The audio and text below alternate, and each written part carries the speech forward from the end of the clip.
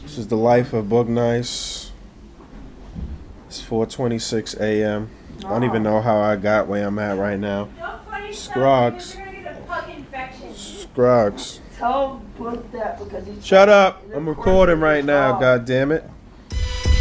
Man, I used to play the trap spot, propped on the block like I was part of the backdrop.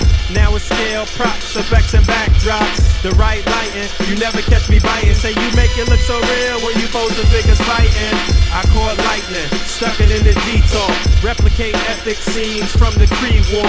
Compose pieces with artists that span the globe. Fearsome foes, Spidey in the picture perfect pose. Insert the comic book cutout to shoot a show. Oh, you ain't know? Yo, everybody know me. I made nerds cool nerd like my man Zoe. Took the everyday display, gave it a spark. Welcome to articulated comic book art. So I started off the week doing some more organizing on my wall, putting up some more nails.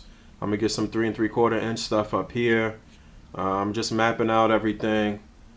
It's a lot of spaces here now because I started expanding and moving stuff around to figure out what exactly I need. Basically, I'm trying to get all the Marvel Legends variants on the wall. For the most part, I have them all, just some of them are loose. So this is a way to get all the variants up and for me to hang up stuff that I don't necessarily have a place to a place for it, or if I'm not ready to open it yet. So it'll go around this way, starting from Series 1, missing a couple from Series 2, missing something from Series 6, missing the brown cable and package. Wolverine is just a placeholder, a lot of placeholders here. From Series 7, I'm missing something. I can't remember what it is right now. Let's see. Oh, the Vision. I'm missing the Phase and Vision. Of course, I have that figure, but I just don't have a mental card. Then it'll come up this way to Series 8. Spider-Man is a placeholder, as is Longshot. Those are both spots for Series 8 variants. Then Galactus series was Series 9. Missing the 3 from the Sentinel series, men on card. So there's one open slot, and then the Hulkbuster and Scarlet Witch are placeholders. Continuing this way, Sasquatch here is a placeholder for the Astonishing X-Men Wolverine. And then I expanded around this way here. I got all the Onslaught variants. Miss Marvel is just a placeholder for the Bearded Sentry. I'm not going to go all crazy with the Mustard Sentry and all of that. I'm keeping it pretty basic. Mojo series, I got them all. And then MODOK, I'm missing Captain Marvel and Spider-Woman. Again, I have both of those figures, just not men on card. So those are those 2 slots. I'll get the second series of Face-Off variants here. And this is kind of mixed up right here, but I'll get the first series here. And I'm going to just continue covering my room in 2012, and this will be part of my little project here. So Package. Alright, so this was a package from my man D-Rock, from my man E. He hooked me up with the movie Fantastic Four Human Torch here. In my opinion, this is probably the best Johnny Storm that we have in his Flame On version. Funny story about this guy, this is the same figure that I was trying to get at New York Comic Con when I had got into that little dispute with that janky ass seller from Good Time Toys. And he was trying to sell me this figure for some exuberant amount, and his figure was so shitty, and the joints was all loose, and it was all scuffed up, and whatever the case may be. So my man E hooked me up with this. Like I said, great figure. I love the look of the figure. I love the way the flames look going around it. It does, as you can see, have a little gimmick action feature. Unfortunately, E didn't send the base. There's like a twirly flame on base that will stick in the back here, and I guess he'll light up with that.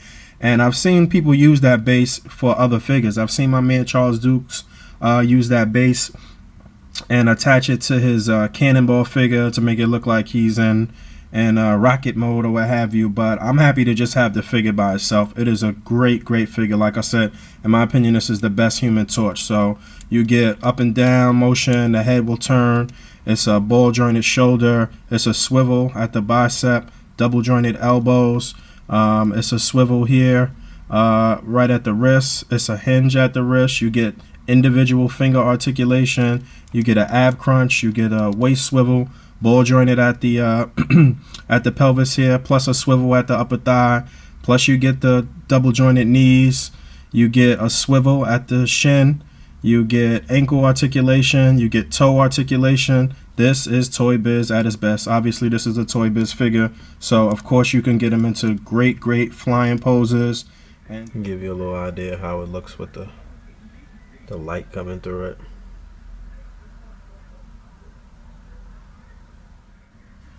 Always nice to get a Spidey and Johnny Storm scene. You know, they good friends and all that.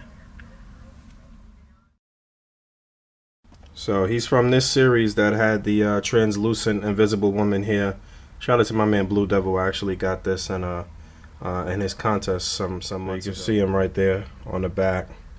But it was a movie figure, but still comic accurate. So real quick, here's the Series 2 / Fantastic Four box set version of Human Torch. This is the guy that came in Series 2, and this was sort of like the variant to him without the 4 on the chest you could see there. And then that guy came in the Fantastic Four box set that had Herbie and Franklin Richards. So at the time when this came out, it was nice, but I mean, it's still not the definitive Human Torch in my opinion. But you know what they really did, or how they really dropped the ball on this one, was not giving him a peg hole in the back so you could really get him up on a stand and get him into those flying motions. But still a solid figure, and this is very early on when Toy Biz did Marvel Legends second series. One thing that's good about the 3 of these guys, as far as ACBA is concerned, is that you could do a nice still motion sequence with the 3 here, going from, you know, half flame to all the way flame where you can't see the 4 anymore. So that's good. I've seen my man Charles Dukes do that plenty of times as well. These guys actually came after, if I'm not mistaken, they came after the Johnny Storm from the Ronin series. However, this is the same body mold as that figure. I don't have that figure on hand, but it's the same body mold. What they did though from the Ronin series was they fixed the hair and the flames because it looked really shitty on the Ronin series version. And this one, in comparison to the Series 2 one, better articulation, a better mold as far as the build of Johnny Storm, but still not the definitive Human Torch in my opinion. It still wasn't that great, but again, you get the 3 here. This one actually came in a 2-pack with Mr. Fantastic. Did he? No, he came with Sue Storm. I'm sorry. He came in a more recent Hasbro 2-pack, but again, same body mold that was used before. And these 2 guys were in the Ares series. So again, with the 3 of them though, you can do a nice still motion sequence with them flaming all the way on to he's in Nova Flame basically here. And I've done that plenty of times. I've seen people do that plenty of times. So for that cool factor, then that's great. But again, still not the best Human Torch in my opinion. So this right here is probably my favorite version of every Fantastic Four member that we gotten in 6-inch form so far. There's the Series 2 thing, which is the regular version. This is the one that came without the trench coat and hat and glasses. The movie Human Torch, which I just got. The Series 5 Mr. Fantastic. And then also the movie Invisible Woman. This is the Jessica Alba version, but because it's the translucent one, you could still get away with it with your 616 Fantastic Four. So this is probably my favorite version of each member of the Fantastic Four. However, there are so many different combinations that you can mix and match and put together your Fantastic Four team. And there are still some other really good ones that I like too. Here's an actual complete version.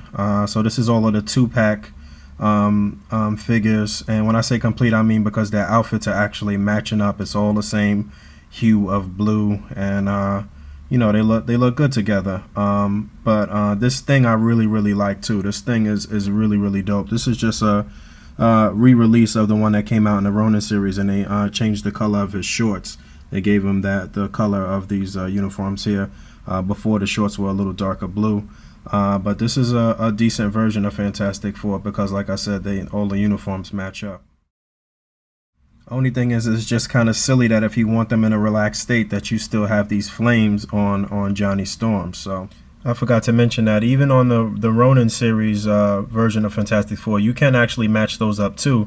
It's just that you get that elongated version of Mr. Fantastic, which is probably my second favorite Mr. Fantastic, but you get that elongated version of Mr. Fantastic. You get that same thing that was in the previous shot with just darker blue shorts, and then you get an Invisible Woman, which I do have. and you get that Human Torch where they actually made the good running change and fixed that atrocious hair that he had. But I don't have the Human Torch, and I don't have the Thing. I only have the Mr. Fantastic and the Invisible Woman from that Ronin series. But that's another complete series. Then you have this one that's complete. They all have the matching outfits here. But this is probably the ugliest version of the group together.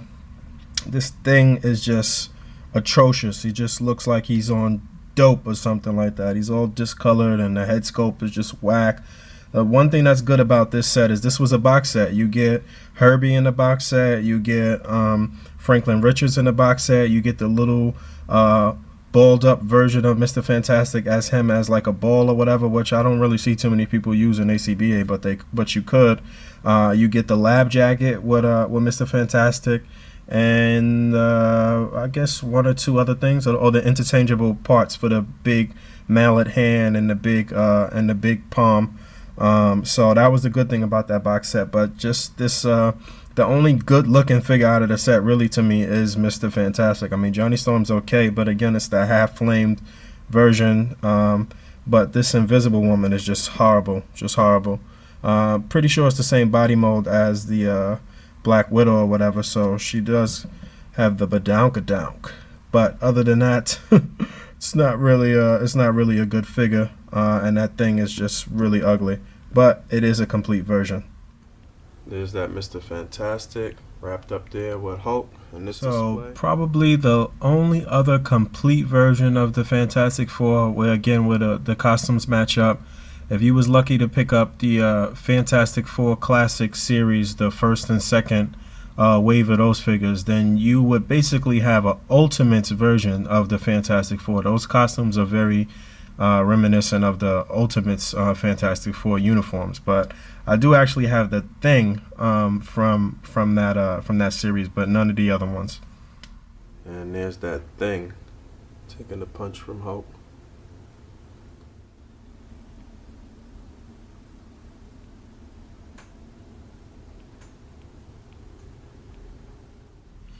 Oh yeah, and in the second series of the Fantastic Four Classics line, which was the last series, they only had the 2 series.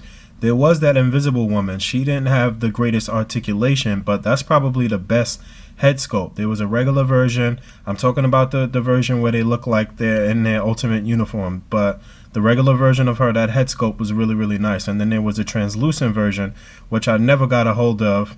I've never had that figure. That one could still go for some big bucks online, and that is probably rivaling the translucent version that I showed earlier. But I still think the Jessica Alba version is better because it has way better articulation. So I just got action figure expert scores in. I'm gonna look over these and start going over everything and see who is advancing to the 4th round. So by the time this pops up, in between time, the results will already be out. But I mean, this just goes to show that the scoring is the scoring, man, because it was a lot of joints that I thought that was real dope. And understand, when I'm looking at stuff in between time, I'm like, yo, this is crispy, this is dope.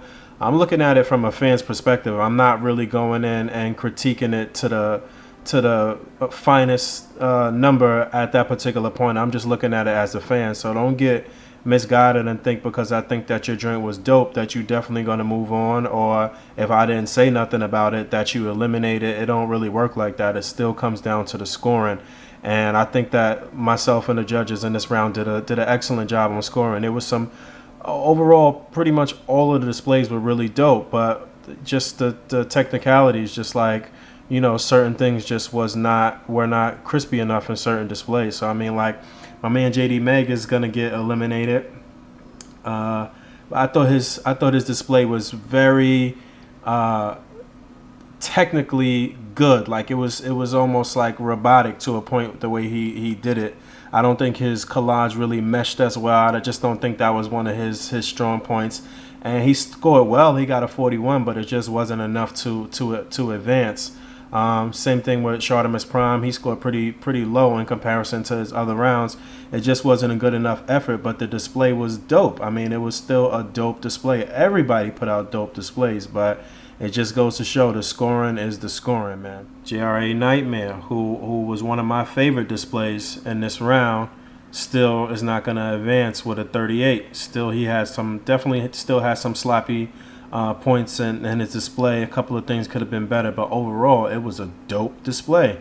But still, the scoring is the scoring. Advocate 928, it's not going to advance.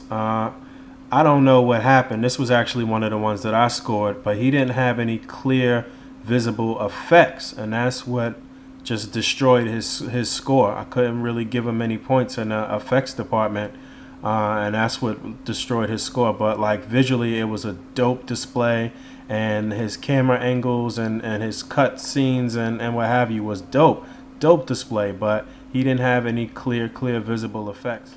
Fernando with one of the most creative displays as far as thinking outside the box with the Transformers, but it just wasn't enough. He just couldn't make it. 41 was a really solid score, but it just wasn't enough for this round. JMRJ Hulk, this was one of the ones that I scored actually, and I thought his display had quite a few sloppy points toward the beginning. He ended it big with that Hulk scene, and I thought for the most part his effects and everything was great, creative, it was original, but it just wasn't enough. 42 just wasn't enough to move on. Then we look at Mindless Spot Tube, which is I think a favorite in the tournament from a lot of people.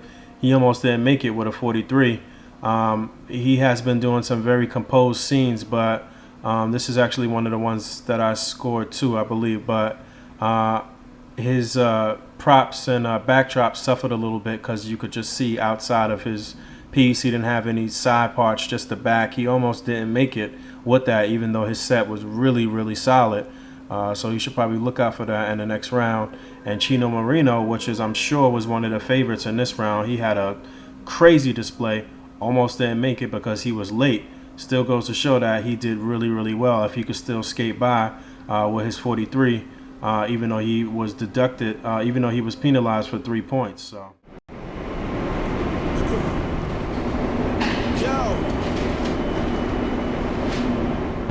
Alright, we in Brooklyn, up in BK. Boog, my man CEO. And I'm not behind the camera this time. You understand? So we chilling. About to run up in a radio station in a second. Took the train all the way to Brooklyn. We ain't drive. So it's all good. Yo, Gibby, if that was you, man, no one wants to speak to you about that. Yo, Gibby, if that was your handbell, that's foul, man.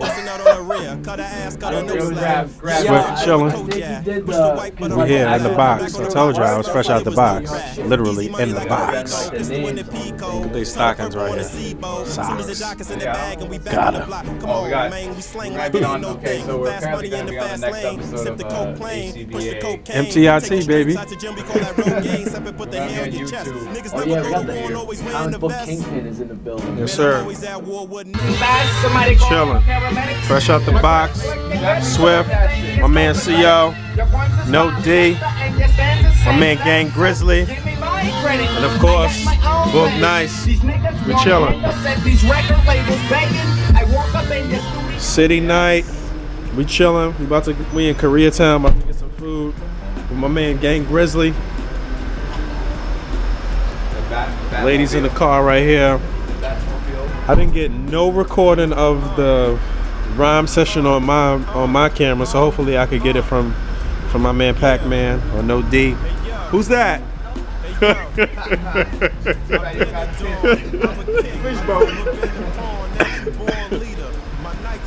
But we trying to park these whips and go get some food. Yo, we with Cat, yo. Who's that? So we up in the Korean joint. I'm repping as usual. Cat is mad drunk, acting stupid.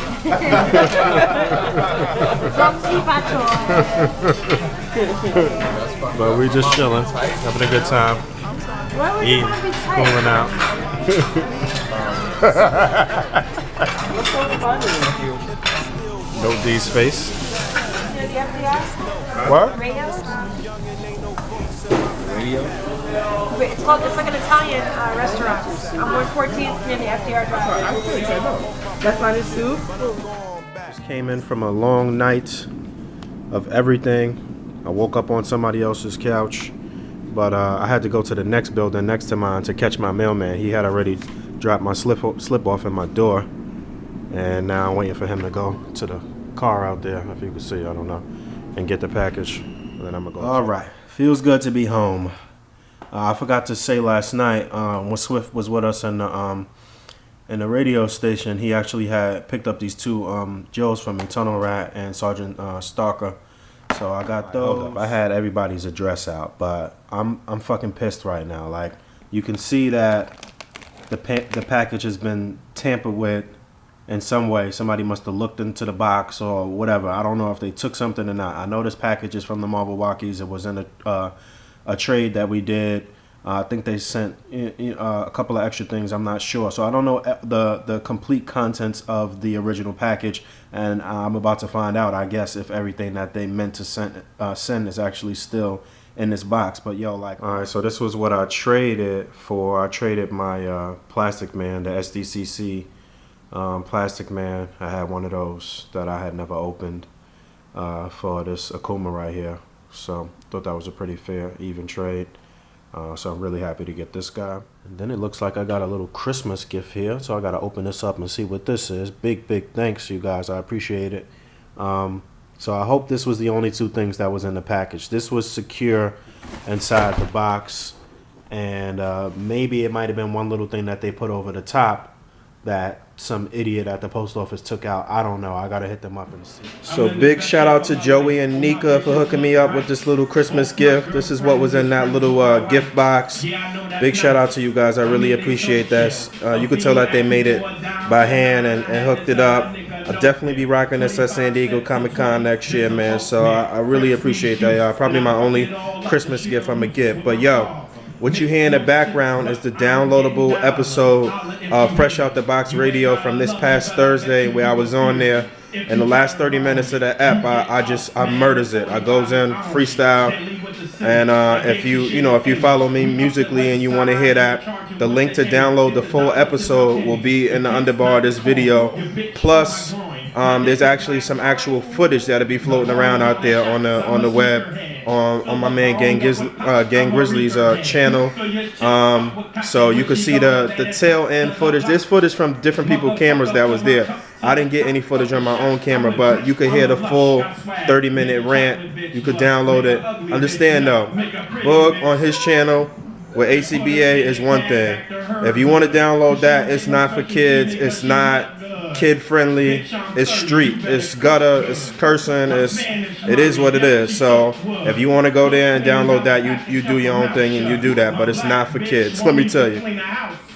All right. So before I left out last night to hit up the radio station, I had got the action figure expert scores for the third round. That was the last set of scores that we needed.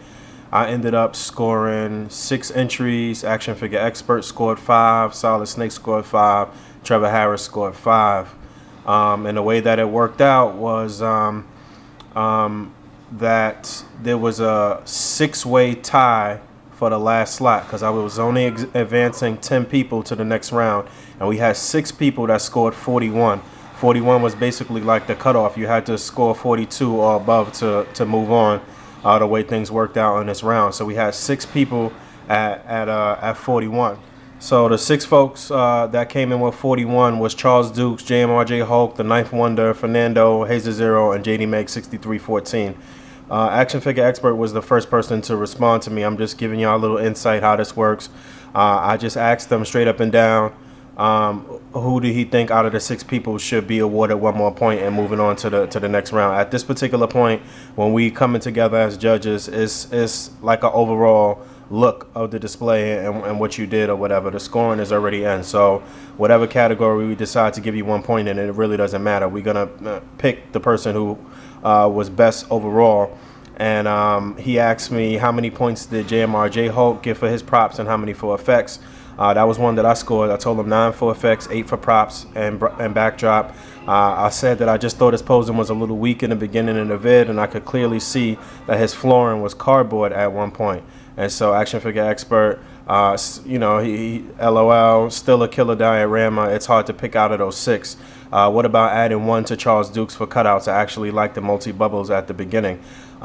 So when he was writing that, I was already writing my response. I didn't tell him who to pick or anything. I just wanted to get his idea, and my response was, my pick is for Dukes, though. I said that the Ninth Wonder could use some work. He could come back next year and be way better. Hazer Zero wasn't at his best. Fernando's just needed something. Wasn't sure exactly what it was, but it fell a little short. JD's didn't mesh well enough to me, and but his was probably still the cleanest out of the bunch. But my pick was for Charles Dukes. So there was already 2 picks for Charles Dukes. I spoke to Solid over the phone. I sent him the names of the people, and he called me back like 20 minutes later and was like, "Listen, man, I'm gonna go with Dukes because I just felt like his was one of the best, and he could probably come out on top of this thing," or whatever the case may be. I didn't tell him anything. That was his pick. So it was already 3 for Dukes. And then later on in the evening, my phone is about to ring. Later on in the evening, I got this is Red Hawk 80. I bet you. Yo. What's good? I'm recording MTIT right now. Say what's up. Hold on. Say what's up to the people. Yo, what's up? This is Red Hawk 80. Merry Christmas, everyone. You're watching Booth Nice 10 doing what he does best, articulated comic book art. Yes, sir. Yo, hit me back in like 10 minutes. Let me finish this little piece right here. All right. So yeah, I got a message from Trevor Harris late last night, and he says, I would have to say out of all of those, I have to put my vote for Charles Dukes. I really like his Wolvie display. A lot of the others are missing backdrops, or for me just aren't as complete as his is. I would have to put JD Meg next, followed by JMRJ Hawk, finally Fernando Tron. I couldn't find the Ninth Wonders video though in the list on Configure's channel. So 4 for Charles Dukes. He's gonna be moving on to the 4th round. We got the 10 people. Yes, sir. We officially back at it. This is Boog Nice 10. About to get into the names of those. Yes, sir. We officially back at it. This is Boog Nice 10. About to bring you the names of those advancing to the 4th round of the ACBA World Championship Tournament 2011. Let's do it. Just put in together something really simple here for the tournament video real quick. This is just I guess reminiscent of the Intelligentsia and them getting together. I mean, Doom didn't really last with them too long, I don't think, if I'm not mistaken, but just something simple here with Doom and the Doom bots and carrying some hardware or something. Meeting with MODOK and a leader. Oh man, trying to get this last scene right here where I could just crop it. This is getting on my nerves trying to get this thing to stay properly. But I'll have it in a few minutes. I kind of want to get one more little cutout down there in the shadow. But I'll get it. Alright, I think I'm happy with this. Just right in that shot.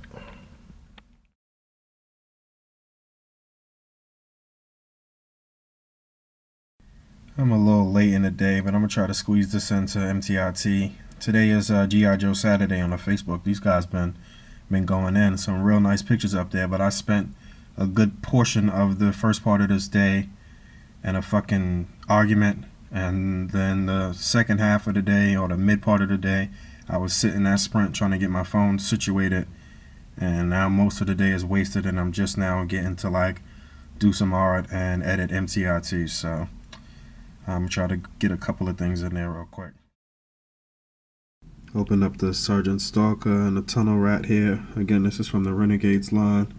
It don't make no sense that this thing come with so many accessories, man. Tunnel Rat came with mad stuff. Shovel, cell phone. It looks like a little 357 or something. A light, a little rover or a drone or a mechanical robot thingy, whatever you want to call it. Little laptop, look like a frying pan or some shit. What the hell is that? I don't know. Knives, pistol, plus the larger gun that he has there. Pretty damn cool. I'm an idiot. I said that was a frying pan. I guess it's like a mine or something like that. This is a frying pan. I really don't know what it is. It looks like it could be like a mine, and a flashlight there too. Mad stuff, man. I'm still picking out stuff.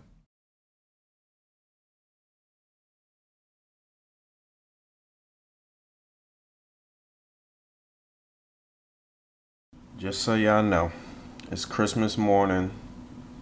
I just want to eat food and drink alcoholic beverages, but I'm up early getting the FSP for today ready. I gotta try to do 3 drawings for today, and I've been just marking the names of those people who checked in with attendance for just an hour right now, just doing that. I haven't even gotten to like recording the prize packages and really getting the video together. So this is probably going to be like another hour and a half to even get this video ready on Christmas Day. Just showing y'all the dedication that I have to you young people and to my channel and to doing this, man.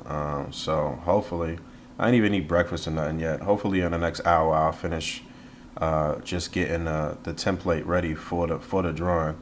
I got like maybe 10, 20 more names to find. 10, 15 more names. This is Bob wishing everybody a Merry Christmas and a Happy New Year.